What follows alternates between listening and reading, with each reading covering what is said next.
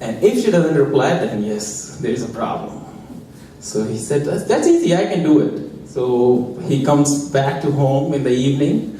He was about a little far in the den and his wife was cooking. So he went into the den and he said, honey, what's there for dinner?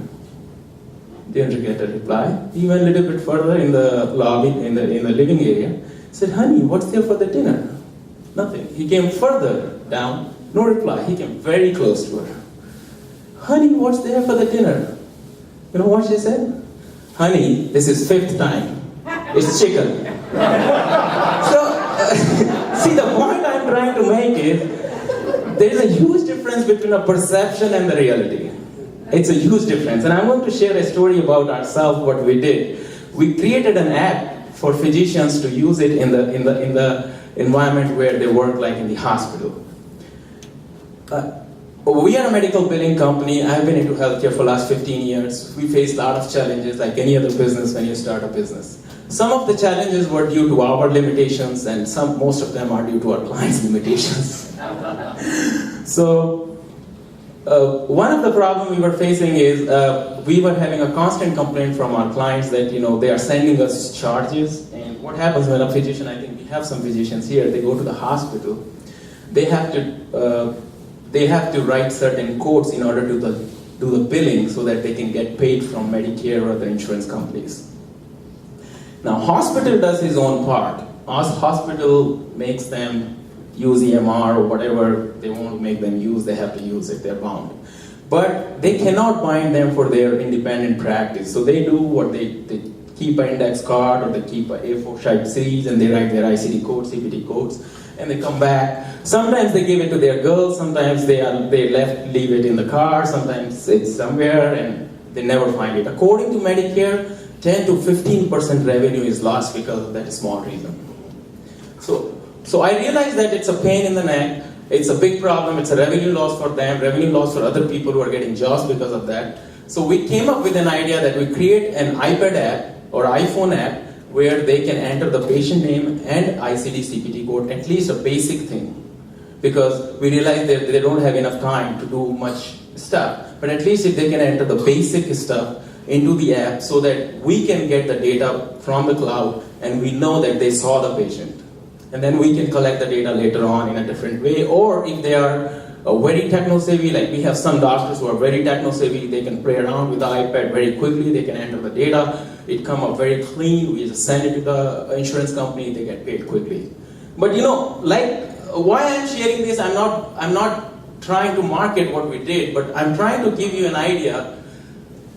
We created an app, but when we started implementing it in the environment, we started facing a lot of challenges. And the challenges came from not only the technical side, but from the functional side, operational side. I myself gave a visit to a few doctors. I visited them in the hospital with them. And mostly, they see that every minute they are going to spend on anything else other than the patient treatment or care, it's a time wastage for them. It's a constant challenge we were facing.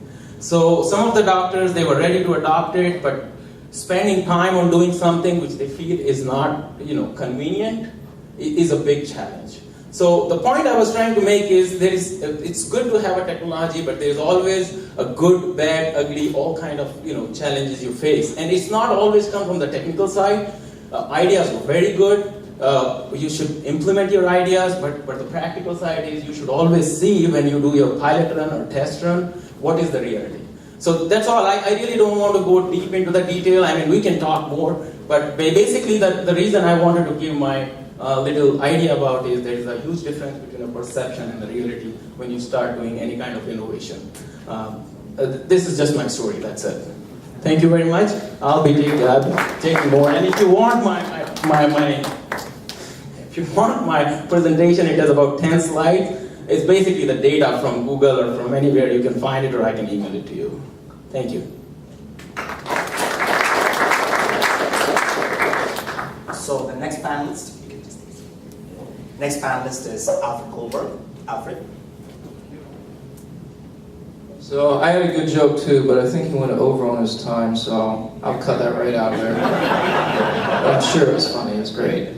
So my name is Alfred Goldberg. I am president of the Americas for Absolute Mobile Solutions. A lot of people refer to me as a pioneer in mobile. And that's because I actually got into mobile technology back in the mid-90s, when most people were just getting into web technology. I started a company called Palm Center, which sold Palm applications. Who remembers the Palm Pilot PDAs? Everybody. Where are they today? Nobody knows. And that's exactly what happened to our business. So what happened was US Robotics acquired Palm, and 3Com then acquired US Robotics. US Robotics, very interested in Palm. 3Com could care less. So a market that we had really looked forward to materializing in the States, the PDA market, never really emerged on a level that was actually going to support our business model. So we looked around, we said, well, either we're going to change the business we're in, or we're going to find a market where this is going to work. And luckily, one of our founders was European, and he went back to Europe to think things over, and he called me and said, you won't believe what's going on here, mobile technology. I don't mean PDAs, I mean actual cell phones, mostly Nokia, is everywhere. And there's a huge demand for our kind of service. So we opened a branch in Europe and started developing mobile applications for the Symbian platform in 2000 and have been in mobile ever since. In the US, occasionally we got a client, mostly BlackBerry or Windows Mobile. Who remembers the Trio? That was a big successful phone for us. But nothing like we see today. When we were naming this presentation, I wanted to call it Opportunities in the Road Going Mobile. And a lot of people sitting here felt that that would imply that it was too late, the time had passed. To me, it meant more than that. It meant I do believe the road has already gone mobile, but that doesn't mean that the opportunities are less. I believe the opportunities are even greater.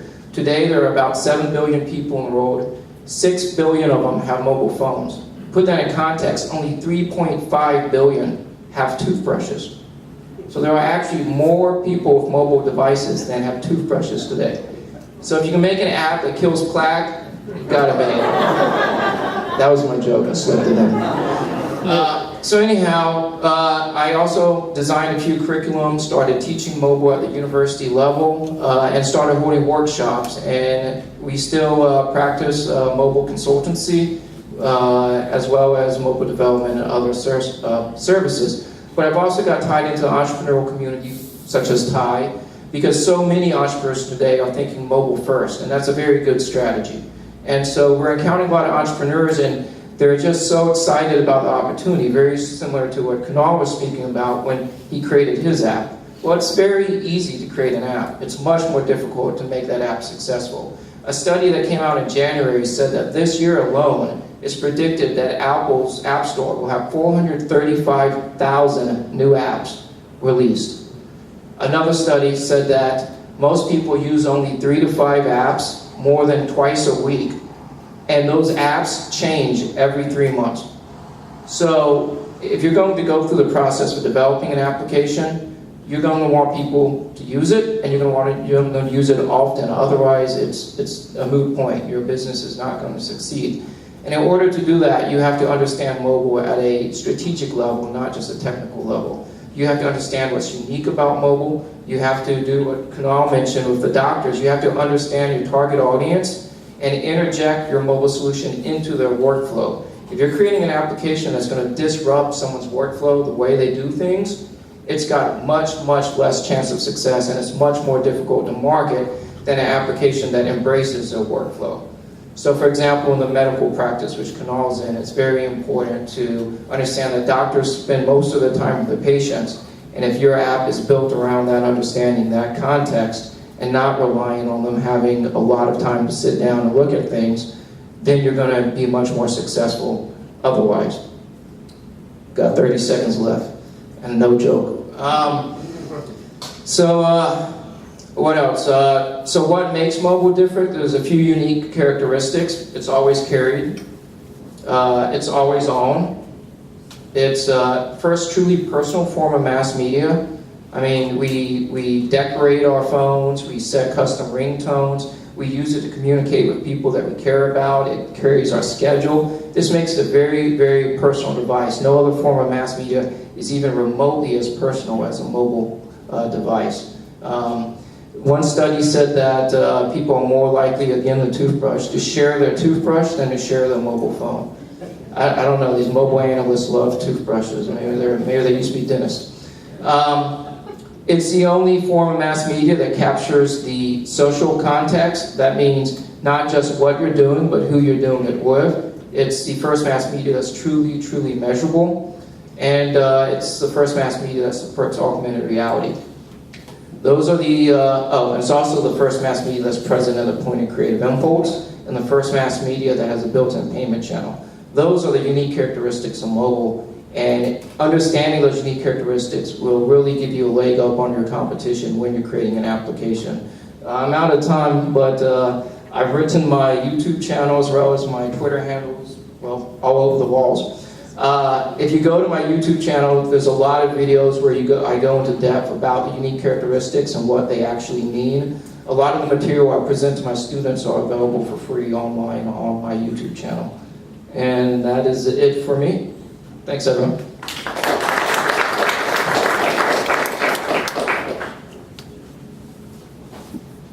Okay, the third panelist that we have is Ashok Kartal. Ashok.